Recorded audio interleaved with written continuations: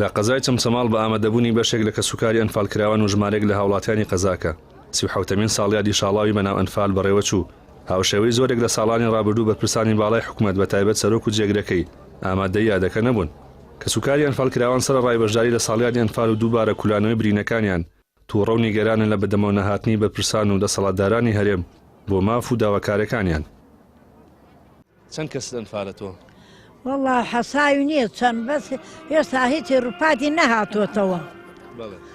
بەس لە خەوە کوڕەکەی خۆمە دی لە خەوە لەو پەڕەوە دوو قەبرهاوەقە یەکەوە لە خەوما منەی یەکەم سێرم کە کچەکەم لێ نەدانشتۆتی دایە بۆ کوێژوتم وڵا منەی براکەتەکەم ڕۆڵ یۆداوتە لە باوسمەوتم ڕۆ براکەت زەلام و پێشمەرگە چیە لە باوسە لە قیبلەوە بانیان کردوتی منارمانەوە کردووە دڕمە گۆڕە کوڕەکەتە ئەوە کوڕەکەتە بین ئەو دوو خەبرێکی گە کوڕەکەی تووە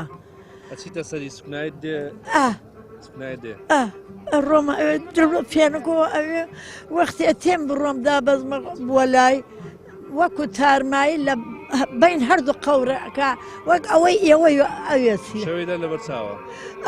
سەسە لە بەردا ئەمدا وەختی دوعای خێری بووە کەم و فاتحا بۆ گشتی ئەدەم و ئەمدا تێمەوە هەتا ئەگەیەمە ئەو قەراغا ئێنای لەوەدا سێوەرەکەی نامێنێ. داواکاری ئێمە ئەوەیە یەکەم شت ڕووفاتی ئەنفالەکانمان بۆ بێننەوە بەس ساڵی جارێک ئەمە یاد نییە ئەمە من وەکو فستیڤاڵی ئەیبینم ئەمە وەکو سەیرانگای ئەیبینم ئەمە کەی یادا لێستا بەدەوە هەتا ساڵی کە ئەم وەختە یادی ئەنفال ناکرێتەوە. دووەم شت داواکاری من ئەوەی کە دەستی هەبووە لە خوێنی ئەنفالە لە ئەنفالکردنی کوردستانە جا ئەم جاش مستەشارانە بدرێن بە دادگایی کاتی خۆی ئافواتیشان بۆ دەرکراوە ئافوات بەدەست ئەوان نیە ئافوات بەدەست گەلی کوردە نەک بەدەست سەرۆکی حیزبەکان بە مەسەلەی ڕووفاتی ئەنفالەکانیش نەکەنە دەوڵەتی کوردی نەیکەنە حسابی ڕیفراندۆم و لە 150 خاچی کوردستانمان لە دەستدا لە پێناو ڕیفراندۆمە ئەمەش حاڵەکەمانە بە ڕووفاتی ئەنفالەکانیشمان نەکەنەوە. هاوڵاتیانی بەشداربوو لە ساڵیادی ئەنفال تێکەڵ بە ماتەمینی و خەمەکانی کەسوکاری ئەنفال بوون و داواکارن ژیانێکی شایستیان بۆ دابین بکرێت کە بەرامبەر بێت بە لە دەستدانی ئازیزانیان. ئەنفال سێ ڕەهەندی قێزەوەنی ناشرینی بەدەی خۆیان بەجێهێشت.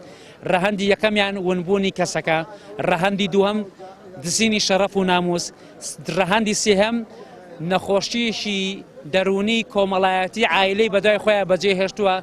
دایکەکان، میمکەکان، نەنکەکان هەتا سەریان سپی بووە هەتا دەستیانە ڕزێ بۆ ڕۆژێک کە ئەمرن دوێن و بەتانی داخەنە چاوەڕێی کوردەکانمانین، چاوەڕێی کچەکانمانین، چاوەڕێی مناڵەکانمانین.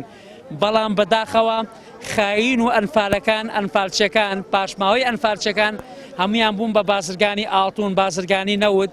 ئەمانە ئێستا کوردایەتی بەسەر ئەو خەڵکە مەسعەف و داماوەیە فرۆشتنەوە. بەداخەوە ئەمانە پلەدار کراون لەلایەن هەردوو حیزبەوە. چالاکانی مەدەنیش دەڵێن دەبوو بە پرسانی حکومی لە بری ئامادە نەبوونیان لە ساڵیادی ئەنفالدا لە پێشی خەڵکەوە بوونایە و لە 37مین ساڵیاددا 37 پرۆژەی جوانیان بۆ خزمەتی کەسوکاری ئەنفالکراوان پێ بووایە. ئەنفال دیاردێکە بەڕاستی لەم سنووری ئێمە پەیوەندی بە هەموو ماڵێکەوە هەیە. ئەوەی ئێمە ئەیبینین لە ماوەی ساڵانی ڕابردووە بەڕاستی خزمەتێکی ئەوتۆ نەکراوە بە کەسوکاری ئەنفال کە لەم سنووری ئێمەیان نیشتەجێن. حکوومەت لە ماوەی ساڵانی ڕابردووە ئەم سنووری ناو بە پایتەختی شەید و ئەنفال بەڵام ئەگەر کامیرەکەی ئەوە گوزەرێ بکە بەم ناوەیە ئێمە جگە لە وێرانەیەک بەڕاستی هیچی تر نبینین. ماوەی 33 ساڵی 34 ساڵی ڕابردووی حکومڕانی دەلالەتێکی باشە بۆی کەوا بە هیچ جۆرێک خزمەتی کەسوکاری شەهید و ئەنفال و سنوورەکە نەکراوە. من ئەمڕۆی ساکە هاتین بەڕاستی چامان گێڕا بۆ سەرۆکی هەرێم نەمان بینی، چامان گێڕا بۆ سەرۆکی حکوومەت نەمان بینی، بۆ خۆیان بۆ جێگرەکانیان بۆ وەزیرەکان بۆ کاربەدەسانی ئەم سنوورە بەڕاستی ئەوەشی کە لێرانەیە بەڕاستی هیچی دەسڵات نیە. پرۆسەی بەناو ئەنفال برینێکی ساڕێژنەبوو زامێکی لە مێژینەی گوند و شارە بێنازەکانی هەرێمە کە حکوومەتی کوردی بەهۆی گەندەڵی بێباکیەوە تا ئێستا نەیتوانێەوە ساڕێژی ئەو زامە بکات. لە دوای ڕاپەڕینەوە لە بری خزمەتکردنی قوربانیان خزمەتی بە تۆمەتبارانی ئەنفال کردو و داڵدەی داون. هەموو داهاتی وڵاتیشی خستووەتە خزمەتی حیزب و بنەماڵەکان و خەڵکی قوربانی دەریش لە خراپترین گوزەراندان. ڕەبین محەممەد کەناڵی پەیام چەمچەماڵ.